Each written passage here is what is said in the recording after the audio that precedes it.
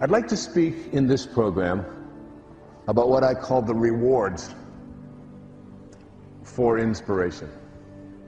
Things that will be your payoffs, your prizes, if you decide to move into spirit, into this world of spirit that I'm speaking about here on PBS.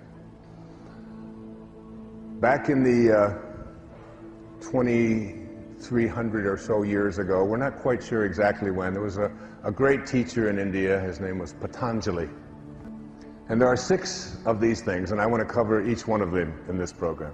He said, when you are inspired by some great purpose, some extraordinary project, all of your thoughts break their bonds. Your mind transcends limitations. 3, your consciousness expands in every direction. And 4, you find yourself in a new and a great and a wonderful world. Dormant forces, faculties, and talents come alive. And 6, you discover yourself to be a greater person by far than you ever dreamed yourself to be. Those are the rewards. It's not like you're going to win the lottery. It's not, and you may. It's not that somebody's going to come riding into your life on a white horse or whatever. These are the rewards. These are the things that are going to be so powerful for you. All of your thoughts break their bonds. All of your thoughts break their bonds. What do we mean by your bonds? Your bonds are the thoughts that you have that keep you disconnected from your source. They are thoughts that are out of harmony with spirit, with God consciousness, with God realization. Because this is basically about being like God, being like source, being like spirit, being like divine mind, in everything, in every thought, in every action, more and more, connecting yourself back, catching yourself.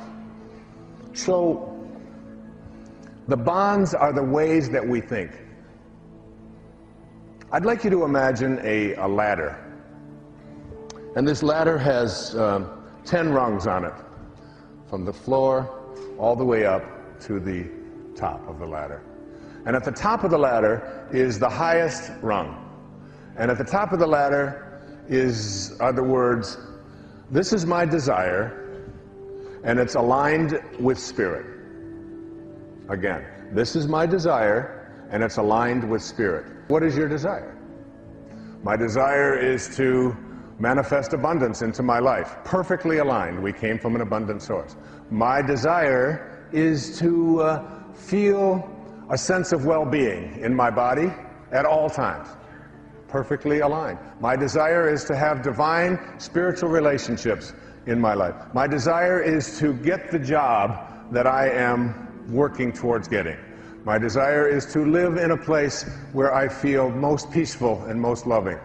My desire is, and these, whatever it is, it doesn't make any difference. It's the 10th rung. It's the highest rung. It is your spirit aligned with your desire. All right? So here it is. It's right up here. Now you have to ask yourself the question, what is it that I offer up to this 10th rung desire? All right? A 10th rung has to have, in order for it to manifest and show up in your life, it has to have thoughts, feelings, and behaviors that match up to that. And if they don't match up, you get out of harmony. See, thoughts are energy. Like everything in the universe, it's energy. Einstein said that nothing happens until something moves. The mistake that most of us make is that we attract what we don't want, because our thoughts are on what we don't want. Or we continue to attract what's missing in our life. We're not at number 10, we're at about number 3. And what are some of these on these lower rungs? It probably won't happen. It's very difficult. These kinds of things have never happened for me before. I don't have this kind of luck. We've got the wrong people in the White House. The economy is bad. I don't have the ability to make it happen. I don't really believe it's possible. It's about what kind of energies we have within ourselves that we offer to what our desires that are aligned with Spirit in order for them to manifest. Your thoughts break their bonds. Your mind begins to transcend the limitations that you've had before in your life, and you stop seeing yourself. You stop seeing yourself as a human being. You begin to see yourself as a spiritual being, as the spiritual essence of who you are. And you literally, Mark, you step outside of your body, and you begin to observe it, and you begin to laugh at all of the folly of it and the foibles of it and the worries that it has, and because you begin to see yourself as an infinite being, not restricted by your birth and by your death and by your height and by your weight and by your looks and all of those and all the things that you've achieved in your life and your acquisitions and all of that. You don't define yourself that way anymore. You let go of those what Patanjali called the false self, the illusionary self, the Maya. That's not who you are. Who you are is that from which you came. And as you get back into that place from which you came, you absolutely know that in harmony with God, all things are possible. I mean, it's right out of the scriptures. With God, all things are possible. Now, I don't know how many people you got on the line, but let me ask every one of you. Now, what does that leave out? It absolutely, literally leaves out nothing. There's no thing at all that is not possible. If you can conceive of it and have that knowing and stay in spirit and do it from that place of passion, and passion is just love. I mean, God is love. I mean, that's also from the scriptures. God is love, and he that believeth in love believeth in me. I mean, love and God are synonymous. God and good are one. They're the same thing. There's no difference between the two of them. Think about what is missing in your life, and you talk to your friends about it, and you put your attention and your energy on it in your telephone conversations, and you go to sleep thinking about what is missing, and you have this kind of an energy system going on for you.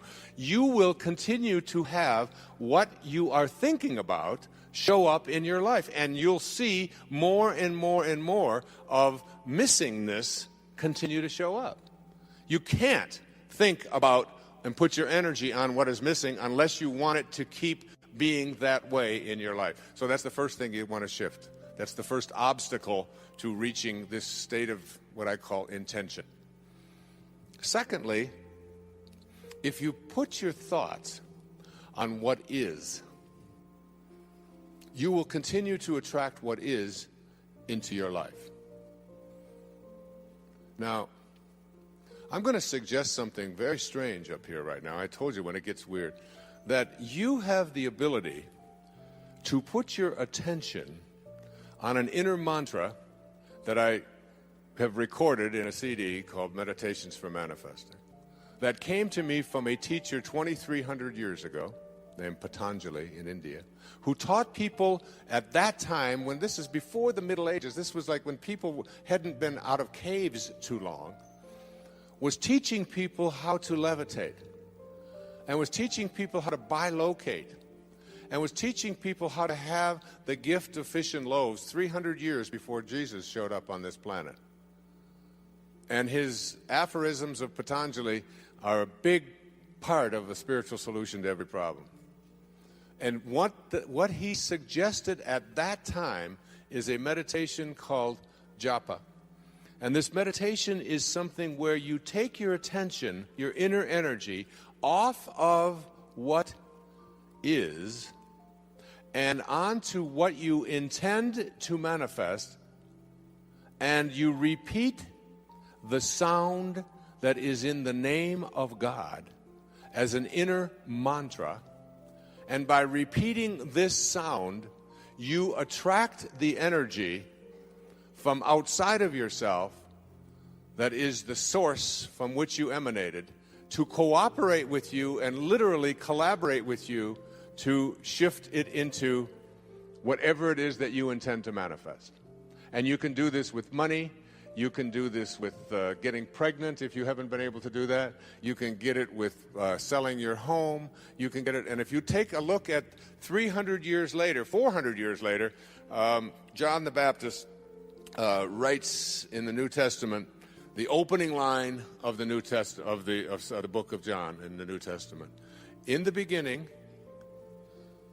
was the Word, and the Word was with God, and the Word was God.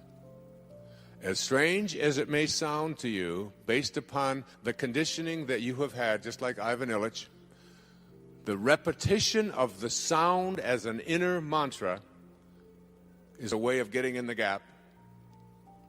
And it is a way of, when you repeat this sound, attracting whatever energy, that dormant forces that are out there, into your life to have whatever you need show up. And all I can say to you is, I stand up here before you tonight from my heart telling you that it has always worked for me. It is a meditation practice. It is so powerful, and I can't tell you how many people have been practicing it, including Gary, who spoke to you here today. And there is absolutely no limit to what you can attract into your life simply by practicing it. I have put it on CD. I put it in Getting in the Gap. I teach it. I donate all of the proceeds from it to charities because I was asked to teach it, but to take no money for it. And I've been doing it for several years now. If your thoughts are on what is, let's just say you've got a disease process. Cancer, arthritis, the flu, a cold. If your thoughts are on, if you get a sniffle and your thoughts are on, this is in my nose today, but tomorrow it'll be in my throat. On Wednesday, it'll be down in my chest. On Thursday, I'll probably have a fever. I'm going to have to take Friday off. Now, it's Monday morning, and you've got a sniffle, and in your mind, you're taking Friday off with a fever. If this is how you have trained your mind to work, to put your attention on the circumstances of your life, self-actualizing people, Abraham Maslow was a great teacher of mine. I was blessed to know him. I was blessed to be one of his devotees. He died on the 14th of June, 1970, in the same hour that I walked across the stage at Cobo Hall in Detroit receiving my PhD. In the same hour. He passed the baton on. He said, I've taught self-actualization to the academic world. Now you take it to the masses. And Maslow said, self-actualizing people are distinguished from everybody else with this sentence: they must be what they can be. They must be what they can be. And one of those 10 secrets for success and inner peace is that you can't solve a problem with the same mind that created it. And know this, that your mind created everything in your life that you call a problem. And self-actualizing, highly functioning people who live at these extremely, extraordinarily high levels of consciousness never put their thoughts on what is if they don't like what is. Because if your thoughts are on what is, and you despise what is, and if you look at poor people, if you look at unsuccessful people, if you look at sickly people, if you look at tired people, if you look at addicted people, you will see people who put their attention constantly on their problems, on what is wrong, on what isn't working, on what I can't do, and so on. They'll tell you about it, they'll focus on it, and when your thoughts are on what is, and what you think about is what expands, you continue to attract more of what is into your life. When I had a practice, I had a woman who came to me who said, I just went through a divorce 7 months ago, and I've been dating, and I've dated 4 different men, and all 4 of them have used me as a sex object. And every single one of them called me up after the first date and were mistreating me, and they didn't have any respect for me, and that was the end of it. And she said, I'd like you to talk to all 4 of these men. And I said, there's only one common denominator here. You are attracting into your life what you are putting your attention on. It's called the Job effect. You can't think about what is missing, and you can't think and put your energy and talk about what is if you don't like what is. Can't do that unless you want more of that to show up. Third, you cannot put your attention or your thoughts or your energy on what always has been. If you put your thoughts or your energy on what always has been is what will continue to show up into your life. What always has been is the wake of a boat. Your life is a boat. It's heading up the river in that direction. And it's heading there at 40 knots. And you're standing on the stern, and you're looking down at the water, and as the boat goes in this direction, here you are looking down into the water, and what do you see? You see the wake. And what is the wake? The wake is the trail that is left behind. That's what the wake of your life is. That's what the wake of the boat is. And if you ask yourself the question, what's driving the boat? What's making this thing head in this direction? The answer is the present moment energy that is being generated by the engine, and nothing more is what's making the boat go in this direction. And then if you ask yourself this key question, is it possible for the wake to drive the boat? Can a trail that is left behind make a boat go in this direction? What's the answer? Impossible, isn't it? And so too is it impossible for the wake of your life, the trail that you've left behind, to be the reason why your life is going in this direction. It is not because of anything that has happened back here. That's an illusion that we live under. What has happened back here is a trail. The choices you make in this moment. And if your thoughts are on what always has been, this is the way we've always done things, this is the kind of person I am, I can't change, you can't teach an old dog new tricks, all of those cliches that have become so much a part of our life. If your thoughts are on what always has been, and you despise what always has been, you will continue to attract more of what always has been, even though you despise it. It works that way. So you can't think about what's missing, what is, and what always has been. And it gets worse. You cannot think about and put your attention on what they want or expect for you if you want that to change in your life. And there's no shortage of people who have an opinion about what it is that you should be or shouldn't be or how you should be doing it. Most of these are your relatives. I have a wonderful book in mind to write. It's called Your Friends Are God's Way of Apologizing for Your Relatives. But if I talk to your relatives, they laugh too. So we all have this idea that the reason I'm not getting where I'd like to be, particularly with young people and working with young people over the years, it's because my parents want this, and my parents think that, and my parents won't let me do this. And I always said, well, but why are you so attached to what your parents think? Well, these are my parents, and I have to do it. I said, you can listen to it, you can take it in, but you don't have to embrace it. You don't have to live by that. And certainly when you become adults, when if there are people out there who convince you that you should or shouldn't be doing this or that, then you're going to continue to attract exactly what it is that they have their attention on.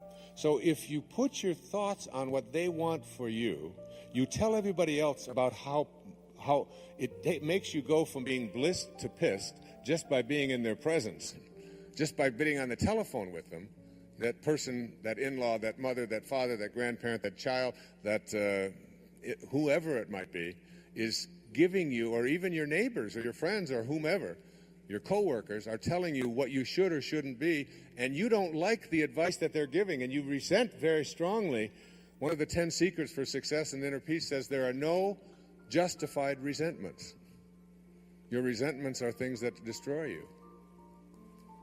So if your thoughts are on what they want for you, and what they want for you is something you don't like, you will continue to attract more of and use the attractor energy of the universe to attract more of what they want for you, even though you are upset about it.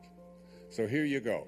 There are 4 things that you can't do with your mind if you want to move into this state of intention that I'll be speaking about tomorrow.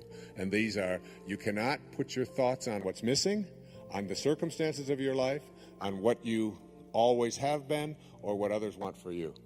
So you have to learn to do a somersault into the inconceivable and only put your thoughts or your attention on what you intend to manifest for yourself. Every thought that you have is an energy. Everything in the universe is an energy. And when you have a thought that is a thought that weakens you, which Hawkins speaks about so brilliantly in Power versus Force, that thought, the 10th secret in 10 Secrets says, wisdom is avoiding all thoughts which weaken you. And thoughts change and make you strong or weak depending upon whether or not what you're thinking at any given moment.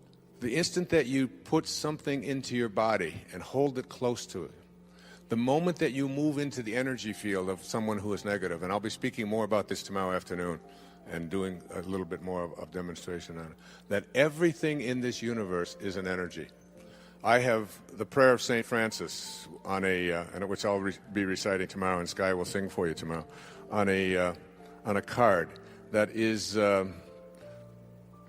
produced by a woman who lives in a wheelchair. And also, and all it takes is to be in the energy field. If I had Linda hold this up next to her, it would strengthen her. Just the words. Energy is in everything. And here's one of the most powerful notions about how you move into this area of bringing higher energy to the presence of lower energy in your life to strengthen rather than weaken you. It was on the wall of the ashram where Mother Teresa lived. And it goes like this. If you want to know tonight what to do and what to think and how to bring this energy to you, listen to these words. And put these, as I said, the money that's collected on these goes to a woman who lives in a wheelchair, who has the intention to not be dependent. And you stick this on there, and you know, your children just have to walk by these words. And the energy, it touches and impacts them. Just like the music, the CD, even carrying it around. It's why I knew that Sky's CD would strengthen rather than weaken you. You can take the prayer of St. Francis, which she sings on there, put that on in your car and play it in a moment of frustration or anguish in traffic, and you know what? You can move the traffic. I know you laugh and you think that kind of thing is impossible. There is nothing that you can't do when you shift your energy from energies that weaken to energies that strengthen. And this is what Kent Keith had written and what Mother Teresa lived by. She said, people are often unreasonable, illogical, and self-centered. Forgive them anyway. If you are kind, people may accuse you of selfish, ulterior motives. Be kind anyway. If you are successful, you will win some false friends and some true enemies. Succeed anyway. If you are honest and frank, people may cheat you. Be honest and frank anyway. What you spend years building, someone may destroy overnight. That's particularly relevant in America, isn't it? Build anyway. If you find serenity and happiness, they may be jealous. Be happy anyway. The good you do today, people will often forget tomorrow. Do good anyway. Give the world the best you have, and it may never be enough. Give the world the best you have anyway. You see, in the final analysis, it's all between you and God. It was never between you and them anyway. Line by Albert Einstein when he was talking to his students about trying to solve mathematical problems and equations. He said, you can't ever solve a problem with the same mind that created it. It's what they call sometimes in management circles thinking outside of the dots or outside of the box. Getting out of your comfort zone.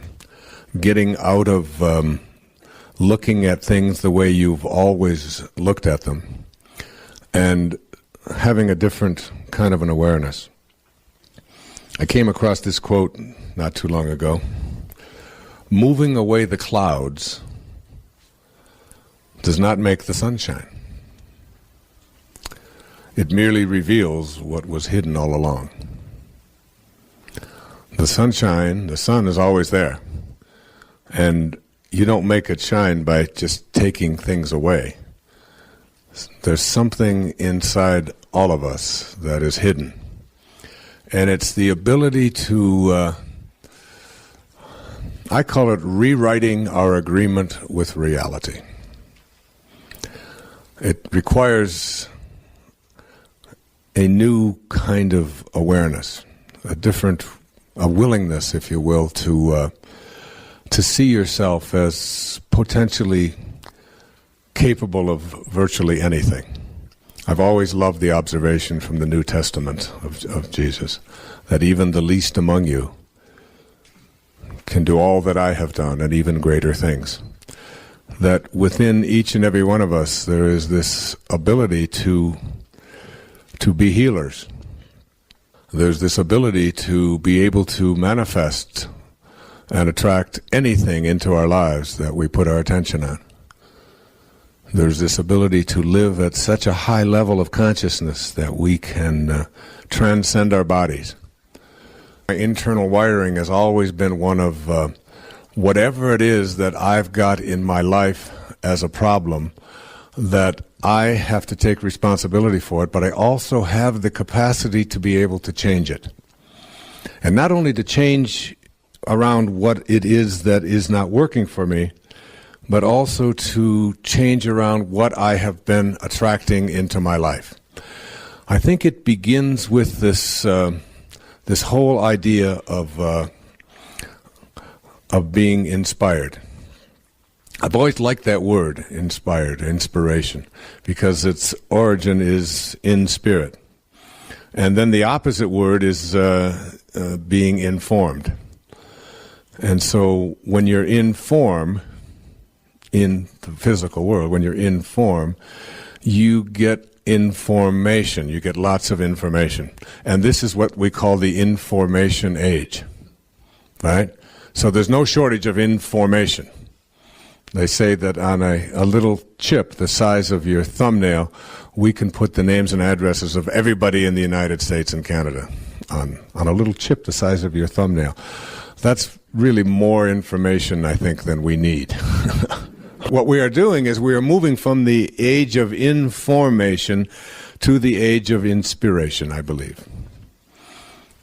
And as we move into the age of inspiration, where collectively mankind is beginning to have a collective capacity to be able to think thoughts which empower us rather than which weaken us, which, according to Hawkins' research, up until about 1985 or 1986, collectively, mankind's collective thoughts always produced that which weakens us. And now, in the last few years, we have moved above the level where man's collective consciousness is at least at a place where collectively we are empowering ourselves rather than using force.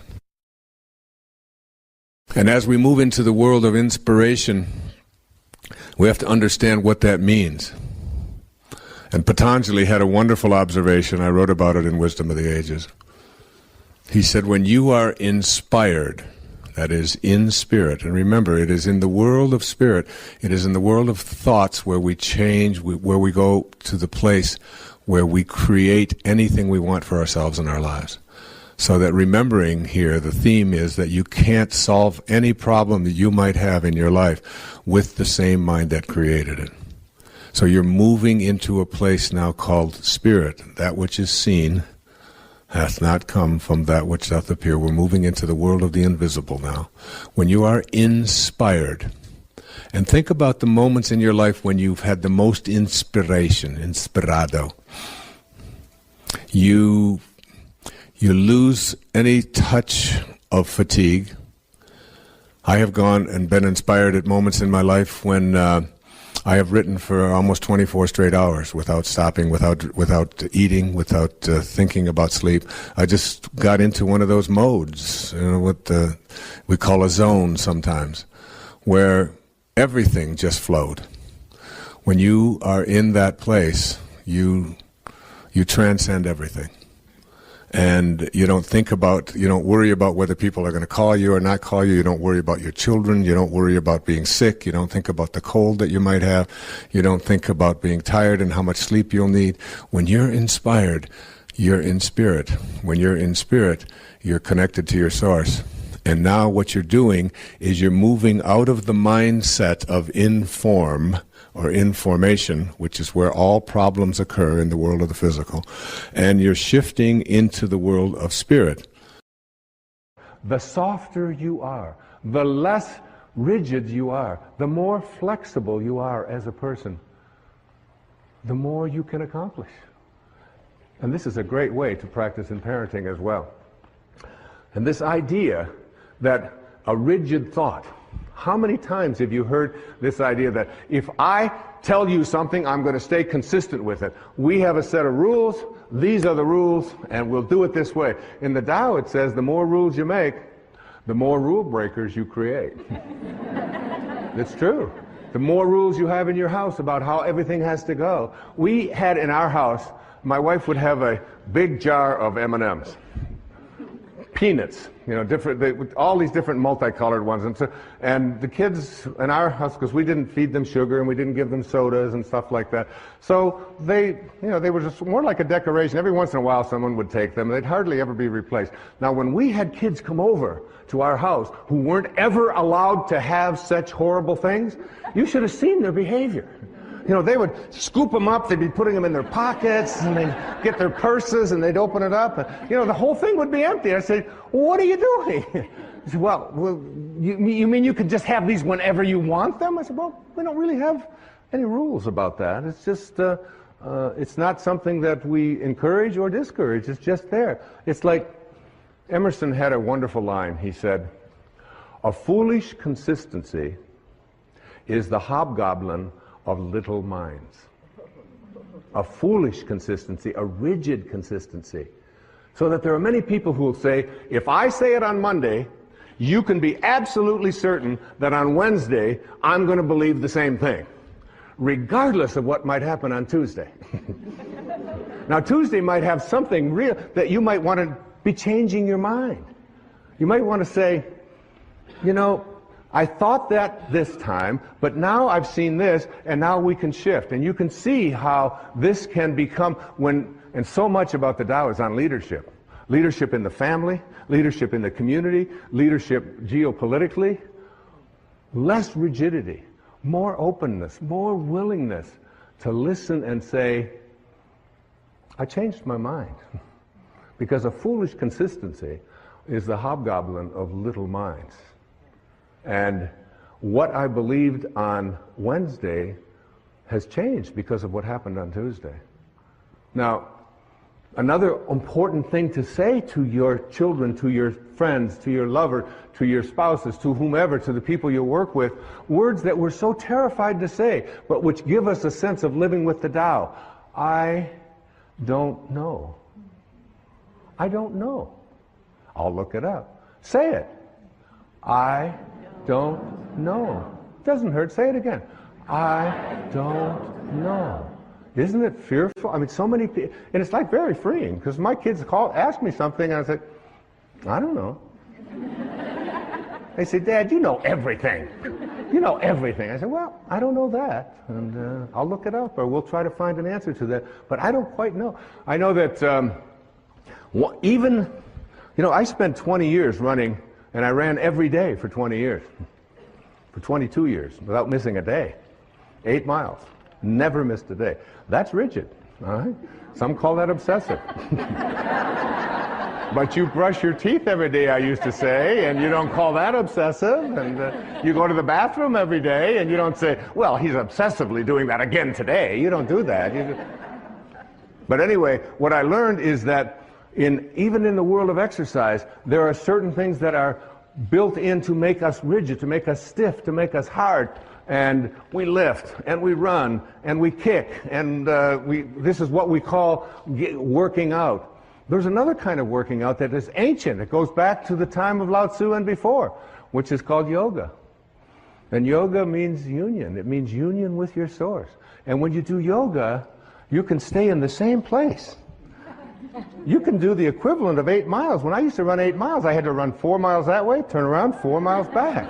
And I'd be sweating. Now I can do yoga, and I can just stand in one place. And in 90 minutes, by being supple, by making myself stretch, by not being hard and rigid, I can get that out there, I can get that leg up, I can do these kinds of things, and 90 minutes later, it's like I'm totally sweating and I feel so different. I used to, when I would go out at night to eat or something, after running so many miles, running marathons and doing those things, I'd go to get up and it would be, okay, it's going to take a little while, because everything was so, that doesn't happen anymore, because I've given up hard.